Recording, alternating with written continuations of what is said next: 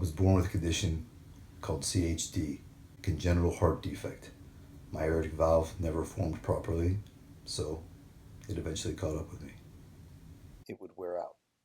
So when it did in 2006, I immediately needed to get surgery in order to fix it. So I did.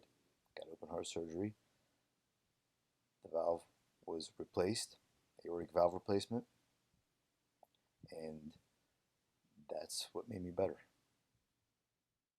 So they transplanted a cadaver valve into my heart and took away the non-formed bad valve. Somebody went in, took my heart out, hooked, had it on one table, had me on another table hooked up to a machine that pumped blood through my body, and they did their thing. And when you wake up in restraints, try to move your arms, and it feels like you had a sledgehammer bash your chest in. Not the best feeling. I was just thinking, wow, it's finally over. I had been a professional fighter before the heart surgery. My heart was now good. It never had been my whole life. So now it was, as far as, my blood pumping output, everything was better. So I just basically started right back up where I had stopped before the heart surgery. Once you go through something like that, I mean, things that used to matter or that you thought mattered don't really matter. The ability to just let things go. Not many people get a second chance. And I've got a few of those actually. This happened in late September of 2006. Then the following year in July of 2007, I had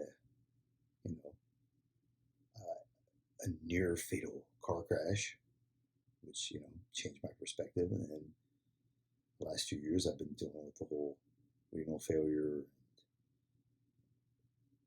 dealing with obviously I've dealt with diabetes, type 1 diabetes my whole life, and I don't have to deal with them anymore. So, well, I just recently had a dual transplant of my pancreas and kidneys, so there's that. I'm no longer a type 1 diabetic, which I've been my whole life. So I've had a couple of these, go under the knife for a couple of hours and then come out so much better. Yeah, to be the best possible human being I can be.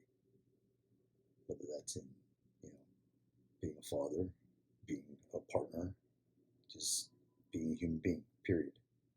Well, professionally, it made me a huge story because I became the only fighter or, in history to come back and fight professionally after having open heart surgery.